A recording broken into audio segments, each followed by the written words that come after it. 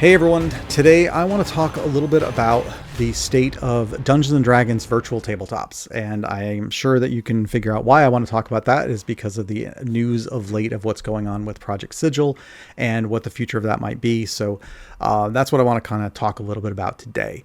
I went back and I was looking, and it was almost exactly a year ago that I put together a video where they had just done a D&D Direct thing where they showed Project Sigil and what it was, and it showed people actually playing the game or using the tool and stuff. And so it was actual footage of the tool in use, and people were talking about how it was and all this stuff.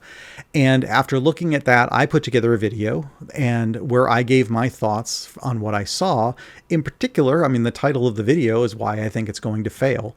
And I went through my reasons for why I thought it was not going to be a successful thing. The biggest one being that I don't think it was a problem that people wanted solved. I think it was aiming for something that wasn't really what D&D players were really after. I don't know exactly why things went the way they went with Project Sigil based on what we've seen in the news the last few days, but it definitely feels like it's not going to be a product that's maintained for the long term. Its future is definitely up for debate right now. So I want to talk a little bit about that, but I more kind of want to talk about how all this seems kind of familiar as somebody who's been studying the history of D&D, in particular with 4th edition and the stuff that happened around 4th edition. To see this happening here, it just feels like it's another thing that Wizards of the Coast is doing right now that mirrors what they had done back when 4th edition was released, and they're kind of having the same results. So it's like they took that 4th edition playbook and they thought for some reason that if they did that same playbook this time, it was going to work out. Clearly it's not. So there's that. But I also want to share a little bit about why I think it's good that they took this step and they tried to do this thing and they really aimed high. I'll cover that a little bit later on, but I think there's an optimistic tone that I want to take with the way things are going here. So let's get to it. Before I do, but if you do like my videos, please click that like button for any of the videos that you are enjoying. That will help with the algorithm for YouTube. Definitely subscribe to the channel if you enjoy this content. If you want more 4th edition content, check out my newsletter. The link is down in the description. And I put lots of different stuff over there. I don't post consistently. When I have an idea for something I want to share, I'll put it out there. And it's a real mishmash of a lot of different things for 4th edition because it's whatever I happen to be thinking about. I am not one of those people that can tell you that, hey, every week I put out a new newsletter post or a new video. No, not me. I put up the things when I think of them. It might be 3 times a week. It might be once a month. So, but if you are interested in this stuff, more specifically 4th edition, please do check out the newsletter, and that link is down in the description. So I appreciate that. But let's talk about this. So I mentioned that I made this video. It was almost a year ago. I think video was March 29th of 2024. So almost exactly a year ago that I put that video together talking about what I thought of this Project Sigil and how it was going to end up. I'll put a link to that video down in the description so you can check it out after you finish watching this one. And the bottom line is that it's just, I think it was the wrong audience. I think that this is not something that D&D players want. D&D players play a tabletop role-playing game. And while I'm sure there is a fair number of people that would like to play in this kind of 3D rendered world, generally that's not really what the players are doing. If they want that kind of thing, they would play World of Warcraft or some other game like that, or play Skyrim. But we're talking about people that play a tabletop role-playing game, and you kind of need the tools to emulate a tabletop role-playing game. And this one was really ambitious, and I feel like it just missed the mark because I don't think that was what the audience was for.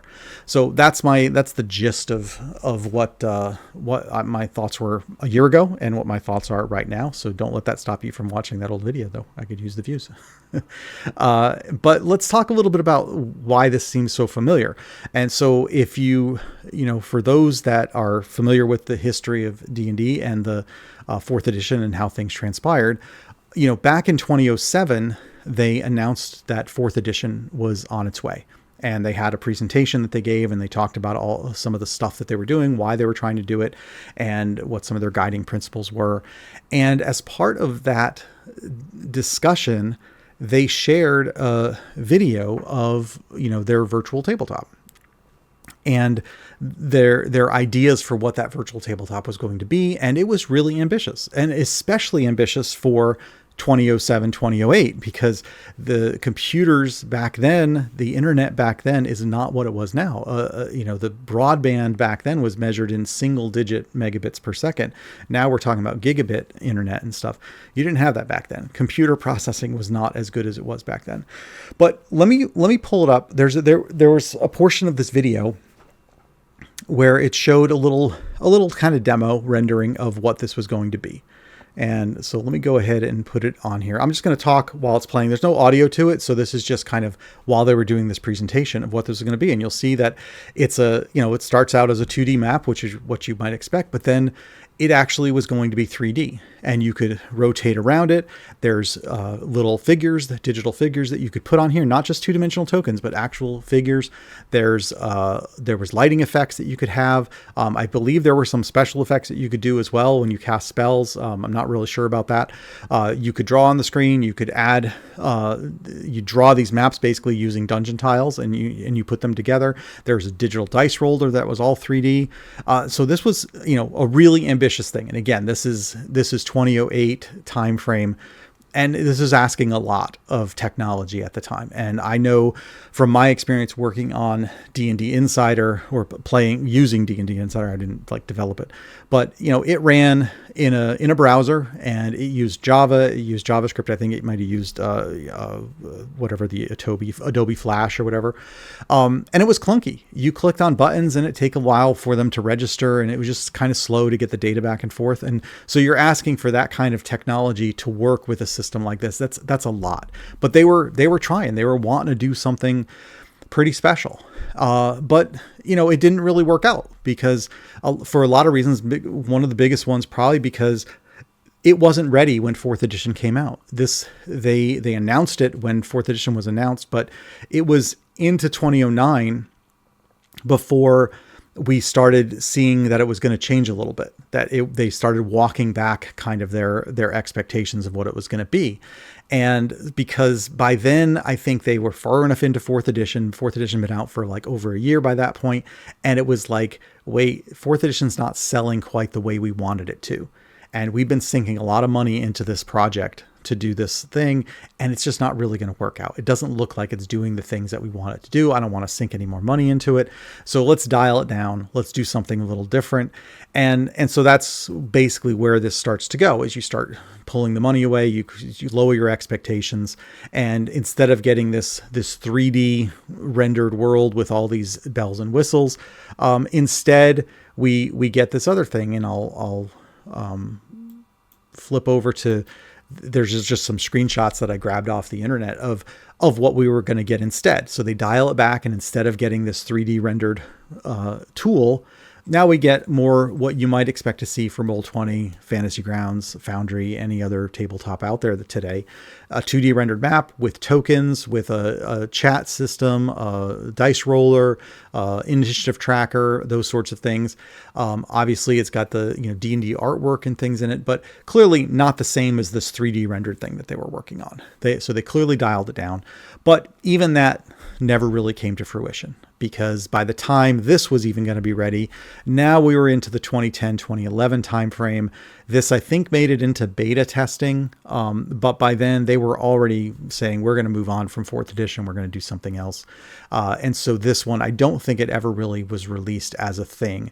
I know in D&D Insider, they had a tool that you could use to make maps, that you could draw maps in it with dungeon tiles and things like that. Because I remember using that, but I don't remember ever using this. So if somebody has actual experience where this was released outside of a beta test, let me know. Put that down in the comments. I'd be curious what you had seen.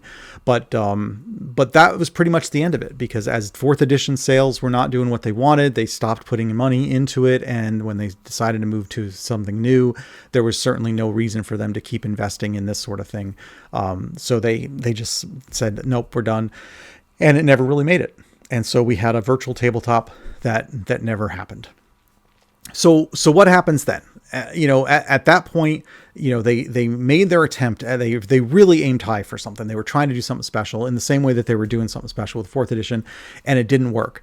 And so this is where Wizards is kind of a turning point for Wizards of the Coast, where they basically said, nope, we're done taking chances. We want to play it safe. And I don't remember exactly when they were bought by Hasbro. It was probably before this, but it was, but this is a case of where they basically said, we just need to make money. And if you remember, Wizards of the Coast bought D&D back in the 90s. And they worked on a new version, and they came up with third edition. And this was revolutionary. Third edition was a huge change in Dungeons and Dragons, the D20 system, the way that it was licensed, all these things. Everything was just like a complete overhaul of the environment, and it was super successful.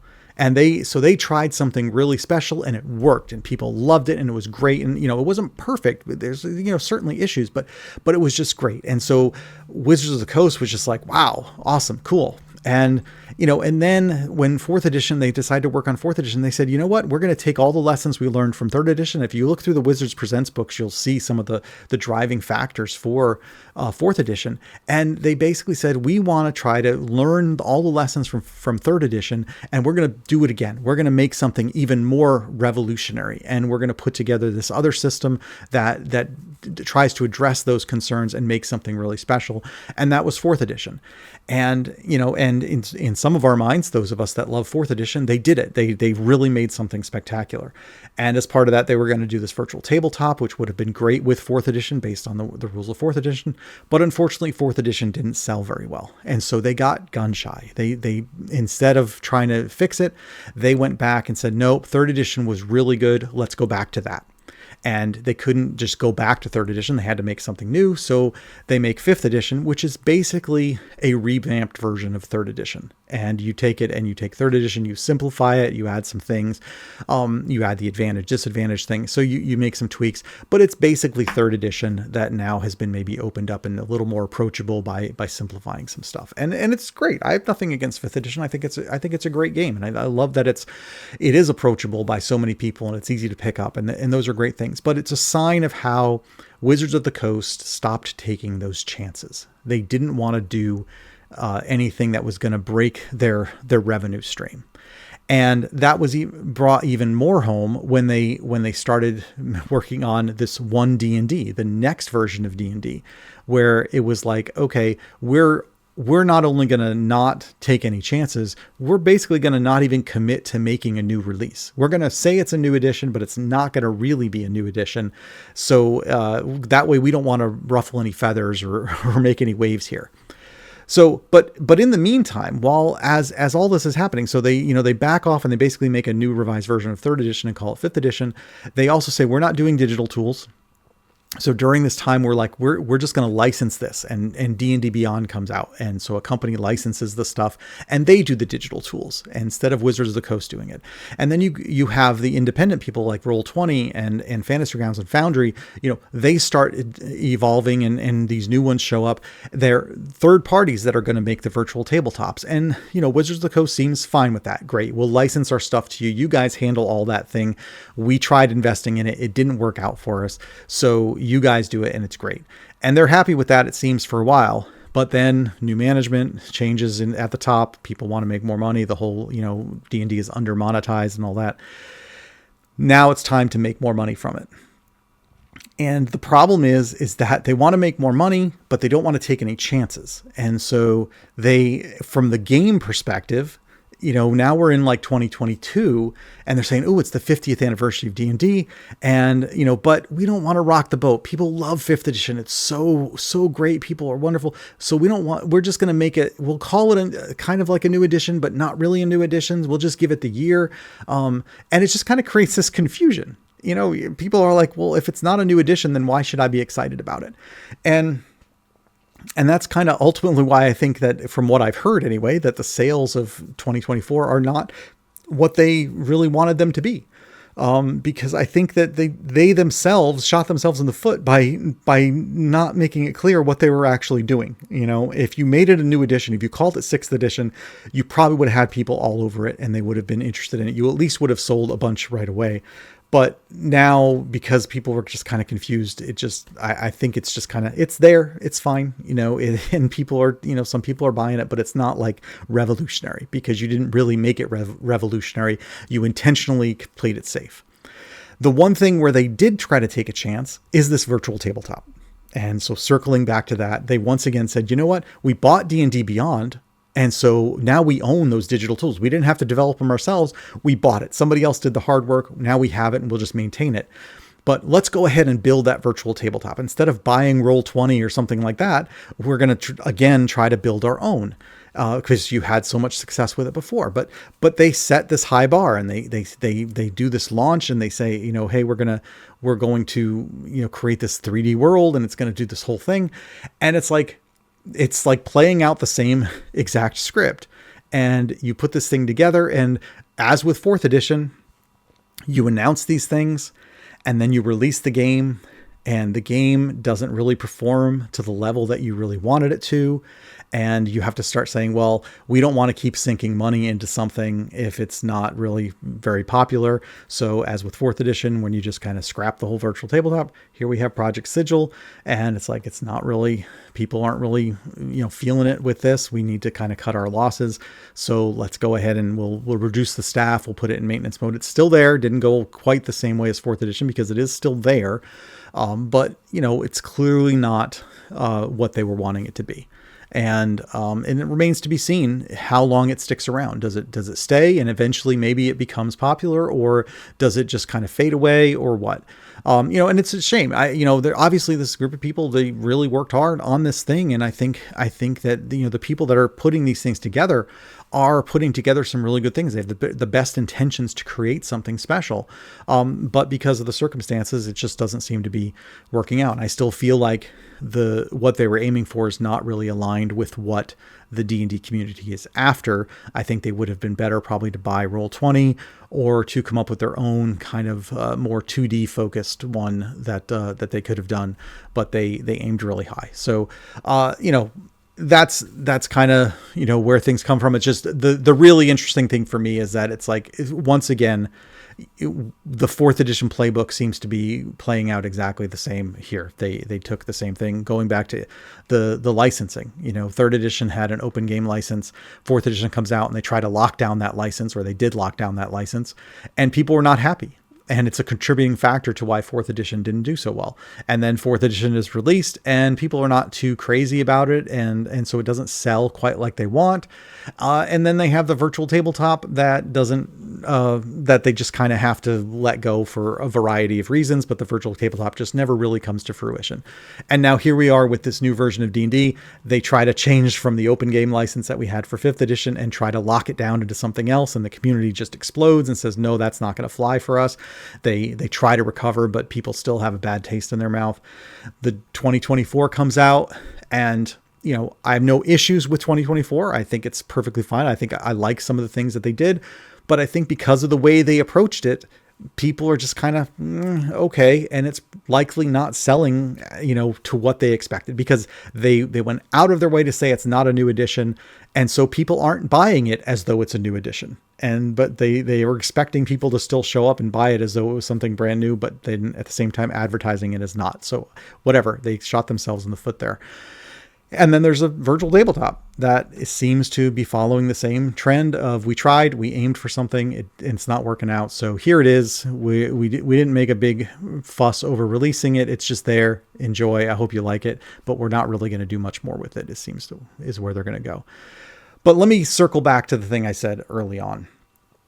And that is that I am glad that there's this glimmer of them trying something. I don't want to discourage companies, any organization, when they're trying something new. When they did 3rd edition, they wanted something revolutionary. They did it. It worked wonderful.